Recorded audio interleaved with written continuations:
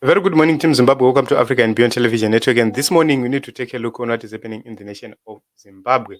The major question is, what is ZANU-PF's next step now that Nelson Chamisa has distanced himself and is making or doing consultations across Zimbabwe? We have seen his supporters in Manicaland, in Harare, and large numbers. People are coming out, and blue has overtaken yellow. Triple C is no longer relevant. Nobody is talking about Triple C now, and everybody is now supporting President Nelson Chamisa and awaiting the new movement or the new political party.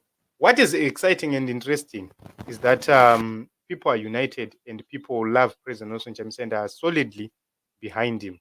Let us take a look on how ZANU-PF is responding to each and everything which is happening, particularly President Emerson Mnangagwa. The reason why I'm saying President Emerson Mnangagwa is George Charamba remains his official spokesperson, which means George pese paari kutaura anything to do with political positions, assume kuti ari kutaura akamirira mukuru. So it's very important for us to take a look on what George said. He said ZANU-PF has an impeccable argument on this one. How do you fault the proposition that there is need to do us to change the laws? There is need for us to change the laws to deal with MPs who are resigning as a result of divisions in their party. Just how? I mean, the divisions have nothing to do with the voter, whose key reason for casting a vote in favor of a party through its representative is improved welfare. Fractures within party elites is of no bearing to him or her as an expectant voter. A deserving subject of representative politics, it is that plain. The voter must be protected against elite frivolities, surely. Okay, let us explain, let us talk. The first protection they would have offered the voter when Shavangu came, they would have told Shavangu boldly to say, you don't have a moral standing. Why? President Nelson Chamisa of Triple C was opposed to the recalls. He is the leader. He is the commander of Triple C. He was opposed to the recalls and wrote to the speaker. But what happened is that they proceeded to recall the Triple C MPs. They went to court and the court dismissed the application. Why? It's because they wanted two-thirds majority. So if it is about themselves, there is no voter protection. But when it is about the preservation of the opposition in Zimbabwe, then there is need to protect someone. Why are they now telling us all these things? The agenda is clear and simple. They have seen several MPs, 3 now, resigning from parliament. What it means, these are vacancies which are being created. So around 15 MPs out of 73 were recalled. And the remaining 58, if they are to, let's say if 50 of them are to resign today, what it means is we will have by-elections in most parts of the urban areas, including in councils. What it means is vanameya mafume vakazvipfakaidza vai they will be left mayorless because they will not be able to form a quorum, which means anosara ango meya akadengezera mhepo. So what it means,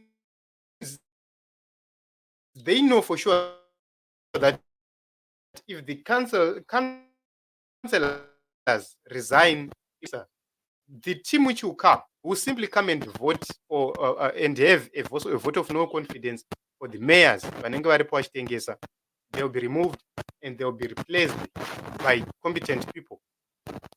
They know for sure. What it means is ZANU-PF loses control entirely of the city councils in terms of my mayor.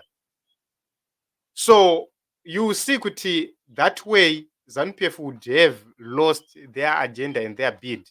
Because Triple C, younger agenda, they wanted to try by all means possible to develop the urban areas by any means possible. That is the reason why you see Nelson Chamisa wanted to work with certain individuals with the competence, but they were removed. So they know for sure Team Blue, we are right now. They will insert mayor. They will insert councillors. And from that moment going forward, you start to see changes in the urban areas in terms of service delivery. So you would see they want to suppress that because for sure they want to protect their own interests. Secondly, they know for sure that if these MPs are to come from a different angle, although they have two-thirds majority, but it is not going to be an easy walk in the park because the MPs won't be controlled by ZANU-PF. They will be controlled directly from Nelson Chamisa. That is the reason why they are trying now to preserve the MPs which are there because no more recalls. That is the reason why Shavangu is now afraid to start the issues of recalls and is no longer threatening the issues of recalls. Every MP Akatarot I stand with Nelson Chamisa would have been recalled by now. But what changed? What changed? The MPs who were fired had not issued any statement supporting anybody. But these are the MPs who are now supporting somebody who left Triple C and no longer, they are no longer recalls. What kind of substandard, double standard is that? So ZANU-PF now is now trying to push for every MP who resigns from parliament from coming to come back as an MP again. What it means is my MPs are remote, they will be afraid to pull out because vanenge vachiti tikapula out hatizogone kuzodzoka. That is the problem. But if these MPs had people at heart, they would say, okay, let us all resign. Kana vakatirambidza isisu, we will file nominations for other people vopinda. But because havana chido nevanhu, havana hana iri kuda vanhu, that is where our challenge comes. So that is the reason why they've said, okay, we need to make sure that we avoid these by-elections at all costs. So what it means is, Job Sikala, if you go and say, I'm now presiding over Triple C, what it means is we'll see an influx of resignations. What it means is we'll have to force those, we'll go to those by-elections. So remember, when a law is being made, legally, a law is being made. If you are making a law right now, and people have already resigned, and your proclamation has already been done, you cannot, even that law, even if that law is fast tracked and passed, it cannot affect the people vagara vadaidzirwa by election. So that would make everything upside down, would turn everything upside down. And that is the reason why these people are afraid and they are fearful. So they want to use Job Sikala as a challenger of Nelson Chamisa to try and lessen the voice of Nelson Chamisa so that my MPs as ZANU-PF are not going to win. Or they would try to push for the MPs and Job Sikala so that they win. They help them rig the elections and win. But it's not happened. Because if you take a look in my constituencies, almost my constituencies essay from the last election essay, my margins aiwina ZANU-PF now. You could see kuti kana paingouya Triple C candidate, original Triple C candidate, aingowina zviri pachena. Aiwina zviri pachena because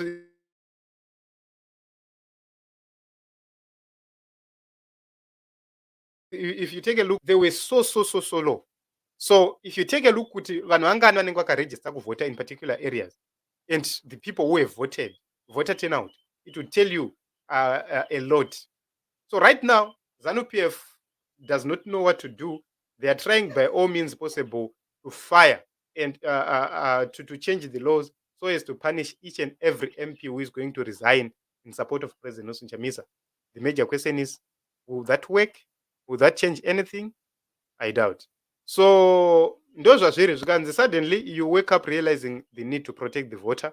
Not so long ago, you were busy praising your little project Chavangu for the baseless recalls, which further enabled you to forcefully take away the constituencies from the opposition. How convenient. How do we win elections without being protectors of voters? Okay, this is George. He believes that they are very clever, but dai vaihwina election vangadai vakangorega maMPs eTriple C akacontest. pavaizoona kuti havana election yavanowina. The reason why they are destroying Nelson Chamisa as a person is because they know that without Nelson Chamisa, there is no opposition in Zimbabwe. That is the reason why they are trying by all means possible to fight Nelson Chamisa and to destroy President Nelson Chamisa. The major question is, are they going to win? Personally, I doubt that they're going to win. It is what it is in Zimbabwe. Let us talk in the women's section. What do you think about it?